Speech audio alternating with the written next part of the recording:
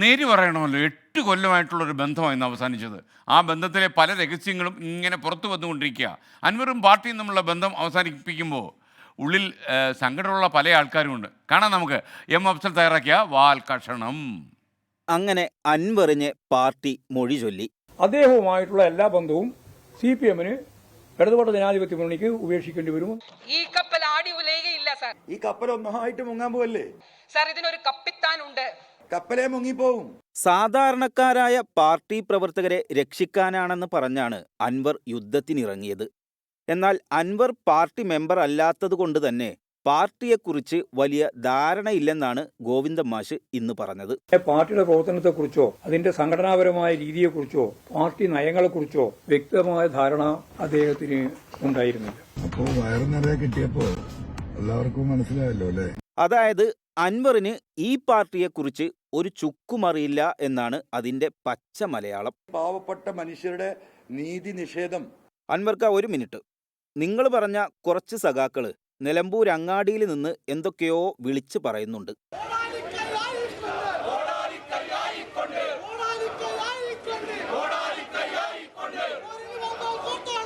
ആഹാ, PV Anwar സിന്ദാബാദ്,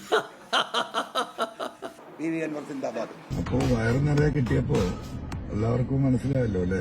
നിലമ്പൂരിലെ പാവപ്പെട്ട സഖാക്കളുടെ വിഷമം കണ്ട് സഹിക്കാഞ്ഞിട്ടാണ് അൻവർക്ക ഇങ്ങനെ ഒരു കടുങ്കൈ ചെയ്തത്. നിങ്ങളുടെ മനസ്സിലുള്ള പാർട്ടിക്കാരാണോ അതോ ഗോവിന്ദൻ മാഷെ മനസ്സിലുള്ള പാർട്ടിക്കാരാണോ എന്നറിയില്ല. നിലമ്പൂരും മലപ്പുറത്തെ എല്ലാ അങ്ങാടികളിലും നിങ്ങളുടെ കരുതൽ വേണ്ട എന്ന് പറഞ്ഞിട്ടുണ്ട്.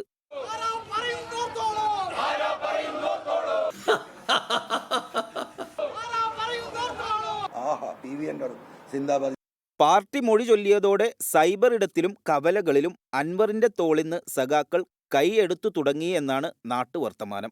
ഇനിയിപ്പോ എങ്ങനെ നാട് നന്നാക്കാനാണ് അൻവർക്ക ഉദ്ദേശിക്കുന്നതെന്ന് മനസ്സിലാകുന്നില്ല. ഒരു മഹീന്ദ്ര ജീപ്പിൽ 2 മൈക്കും കെട്ടിയിട്ട് പണ്ട് ഈ ലോട്ടറി വിൽക്കുന്നവനെ വിളിച്ചു പറഞ്ഞു നടക്കൂലേ, അതേപോലെ നടക്കാൻ പോവാ. ജീപ്പിന്റെ ബോണറ്റിൽ കയറി പ്രസംഗിക്കുമ്പോൾ ഫേസ്ബുക്കിലെ പോലെ ലൈക്ക് അടിക്കാൻ പറ്റൂല.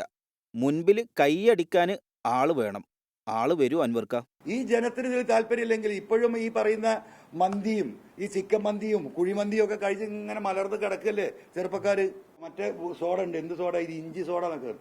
സാധാരണ മനുഷ്യനെ കുടിച്ചാൽ തലമിന്നി വീഴുന്നതാണ്. അത് കൂടല്ലൂരാ കിട്ടുക, ഇവിടുന്ന് വണ്ടി വിടുക, ഏതാ സോഡ കുടിക്കാനേ കൂളിംഗ് ഗ്ലാസും വെച്ചിട്ട് പോവാണ്. ഇതാണ് യുവാക്കള്.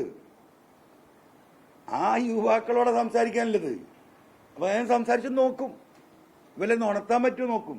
പാർട്ടിക്കെതിരെ മാത്രമല്ല, കുഴിമന്തിക്കെതിരെയും അൻവറിന് ആക്ഷേപമുണ്ട്. കുഴിമന്തി കഴിക്കുന്നവരെ അൻവറിനെതിരെ രംഗത്തിറക്കുമോ, അൻവർ പറഞ്ഞ പോലെ ഫുൾജാർ സോഡയൊക്കെ കുടിച്ച് കിടക്കുന്നവരെ അൻവർ ഉണർത്തി പാർട്ടിക്കെതിരെ തിരിക്കുമോ എന്ന് കണ്ടറിയണം.